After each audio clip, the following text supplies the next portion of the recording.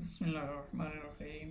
শিক্ষার্থীবৃন্দ, আজকের অনলাইন ক্লাসে তোমাদের স্বাগত জানাচ্ছি। একাদশ দ্বাদশ ব্যবসায় শিক্ষা শাখা বিবিএস পাস কোর্স প্রথম বর্ষ, বিবিএ প্রথম বর্ষ ব্যবস্থাপনায় যারা রয়েছে তাদের জন্য ব্যবসায় সংগঠন বা ব্যবসায় পরিচিতি বিষয়ে আজকের ক্লাস। আজকের আলোচনার বিষয় প্রাইভেট লিমিটেড কোম্পানি এবং পাবলিক লিমিটেড কোম্পানির মধ্যে পার্থক্য। উপস্থাপন করছি আমি গোলাম রসুল প্রামাণিক, সহকারী অধ্যাপক, ব্যবস্থাপনা বিভাগ, জয়পুরহাট সরকারি কলেজ, জয়পুরহাট। শিক্ষার্থীবৃন্দ, তোমাদেরকে স্বাগত জানিয়ে আজকের আলোচনা শুরু করছি। আমরা এর আগের আলোচনায় বলেছিলাম শেয়ার দ্বারা সীমিত দায় কোম্পানিকে দুই ভাগে ভাগ করা যায়। সেগুলো ছিল প্রাইভেট লিমিটেড কোম্পানি এবং পাবলিক লিমিটেড কোম্পানি। শেয়ার দ্বারা সীমিত দায় কোম্পানির এই যে দুইটা ধরন, এই দুইটা ধরনের মধ্যে কিছু পার্থক্য রয়েছে। তার মধ্যে প্রধান পার্থক্যগুলো আমরা এখানে দেখার চেষ্টা করব। প্রাইভেট লিমিটেড কোম্পানি এবং পাবলিক লিমিটেড কোম্পানি দুটাই সীমিত দায়ের কোম্পানি, তারপরেও এদের মধ্যে অনেকগুলো পার্থক্য রয়েছে। আমরা গুরুত্বপূর্ণ কয়েকটা পার্থক্য এখানে উল্লেখ করব। তো আসো আমরা দেখি গুরুত্বপূর্ণ কয়েকটা পার্থক্য।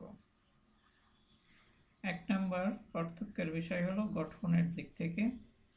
প্রাইভেট লিমিটেড কোম্পানি গঠন করা হয় তখন এখানে আইনের বাধ্যবাধকতা থাকলেও এর গঠন প্রক্রিয়া তুলনামূলকভাবে একটু সহজ প্রকৃতির, অর্থাৎ প্রাইভেট লিমিটেড কোম্পানির গঠন তুলনামূলকভাবে সহজ, আর পাবলিক লিমিটেড কোম্পানির গঠন সেই তুলনায় একটু কঠিন।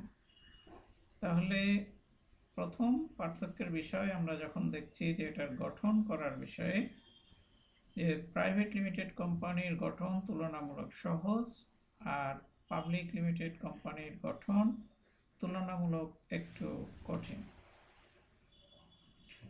দুই নম্বর পার্থক্যের বিষয়ে আমরা যদি বলি, নাম যে ব্যবহার করতে হয়, এই নামের ক্ষেত্রে কিছু পার্থক্য রয়েছে। প্রাইভেট লিমিটেড কোম্পানির নামের শেষে প্রাইভেট লিমিটেড অথবা ব্র্যাকেটে সংক্ষেপে প্রা এবং লি শব্দ ব্যবহার করতে হয়, কিংবা ন্যূনতম পক্ষে এই ব্র্যাকেটের ভিতরে প্রা শব্দটি অবশ্যই ব্যবহার করতে হয়। অন্যদিকে পাবলিক লিমিটেড কোম্পানির নামের শেষে লিমিটেড শব্দটি ব্যবহার করতে হয়, যেটা সংক্ষেপেও লেখা যায়।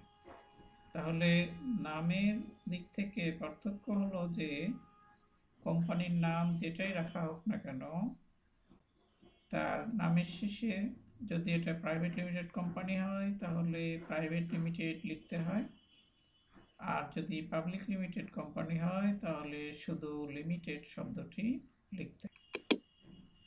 3 নম্বর হলো সদস্য সংখ্যা। সদস্য সংখ্যার দিক থেকে প্রাইভেট লিমিটেড কোম্পানির সদস্য সংখ্যা সর্বনিম্ন 2 জন থেকে সর্বোচ্চ 50 জন পর্যন্ত হতে পারে, আর অপরদিকে পাবলিক লিমিটেড কোম্পানির সদস্য সংখ্যা সর্বনিম্ন 7 জন থেকে সর্বোচ্চ শেয়ার সংখ্যার সমপরিমাণ হতে পারে। অর্থাৎ একটা কোম্পানির শেয়ার যদি থাকে 50 লক্ষ, তাহলে ওই পাবলিক লিমিটেড কোম্পানির সদস্য সংখ্যা 50 লক্ষ পর্যন্ত হতে পারবে। অর্থাৎ একটা কোম্পানির বা একটা পাবলিক লিমিটেড কোম্পানির শেয়ার সংখ্যা যত হবে, সর্বোচ্চ তত পরিমাণ ওই কোম্পানির সদস্য সংখ্যা হতে পারে। 4 নম্বর হলো পার্থক্যের বিষয় আয়তন। তো প্রাইভেট লিমিটেড কোম্পানির সাধারণত মাঝারি আয়তনের একটা ব্যবসা প্রতিষ্ঠান হয়ে থাকে। যেহেতু এখানে 50 জনের বেশি অংশগ্রহণ করতে পারে না, যার কারণে এর মূলধনের পরিমাণ কিছুটা সীমিত থাকে এবং এর কারণে এটা একটা মাঝারি আয়তনের ব্যবসা হয়ে থাকে।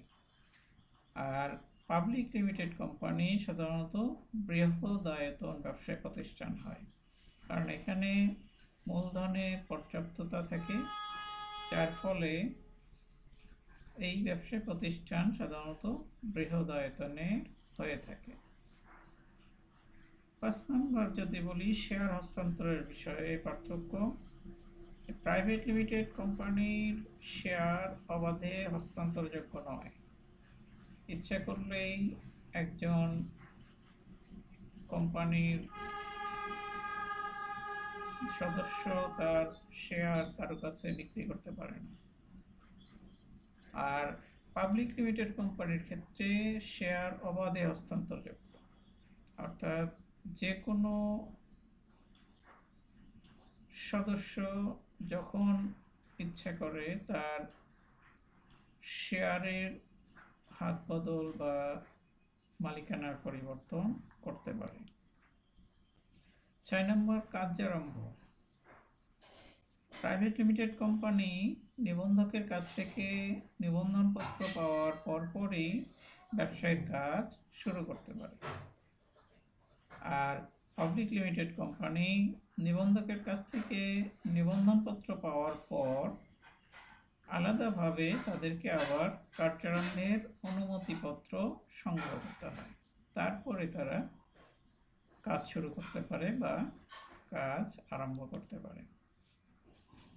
7 নম্বর বিবরণপত্র প্রচার। প্রাইভেট লিমিটেড কোম্পানি যেহেতু সাধারণের কাছে শেয়ার বিক্রি করতে পারে না, সেই জন্য এদের বিবরণপত্র কিংবা বিবরণপত্রের বিকল্প বিবৃতি প্রচার করার প্রয়োজন হয় না। আর পাবলিক লিমিটেড কোম্পানি যেহেতু সাধারণের কাছে এর শেয়ার বিক্রি করতে হয়, সেজন্য এর বিবরণপত্র অথবা বিবরণপত্রের বিকল্প বিবৃতি প্রচার করতেই হয়, এটা তার বাধ্যতামূলক। যদি একটা পাবলিক লিমিটেড কোম্পানির সকল শেয়ার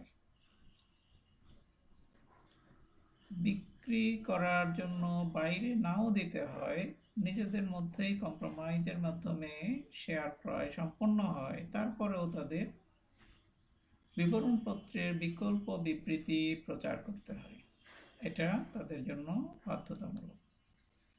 8 নম্বর ন্যূনতম মূলধন বা ন্যূনতম চাঁদা।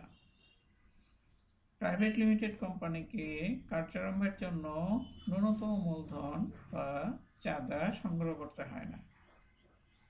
আর পাবলিক লিমিটেড কোম্পানিকে কার্যারম্ভের অনুমতিপত্র পাওয়ার জন্য ন্যূনতম মূলধন বা ন্যূনতম চাঁদা সংগ্রহ করতে হয়। যখন তারা নিবন্ধনপত্র পায়, এরপরে তাদেরকে কার্যারম্ভের অনুমতিপত্র পাওয়ার জন্য প্রথমে আগে ন্যূনতম মূলধন সংগ্রহ করতে হয়, এরপর কার্যারম্ভের অনুমতিপত্র সংগ্রহ করে কার্যারম্ভ করতে হয়। এটা হলো পাবলিক লিমিটেড কোম্পানির ক্ষেত্রে। 9 নম্বর পরিচালকের সংখ্যা। প্রাইভেট লিমিটেড কোম্পানির ক্ষেত্রে কমপক্ষে 2 জন পরিচালক থাকে, আর পাবলিক লিমিটেড কোম্পানির ক্ষেত্রে কমপক্ষে 3 জন পরিচালক থাকে। 10 নম্বর প্রবর্তকের সংখ্যা। প্রাইভেট লিমিটেড কোম্পানির ক্ষেত্রে কমপক্ষে 2 জন প্রবর্তক প্রয়োজন হয়, আর পাবলিক লিমিটেড কোম্পানির ক্ষেত্রে কমপক্ষে 7 জন প্রবর্তক বা 7 জন উদ্যোক্তার প্রয়োজন হয়। তো যারা আজকের এই ক্লাস দেখলে তাদের সবাইকে ধন্যবাদ এবং আগামী ক্লাস দেখার আমন্ত্রণ জানিয়ে এখানে শেষ করছি। তোমাদের কোনো সমস্যা থাকলে আমাদের সাথে যোগাযোগ করবে। সবাই ভালো থেকো। আল্লাহ হাফেজ।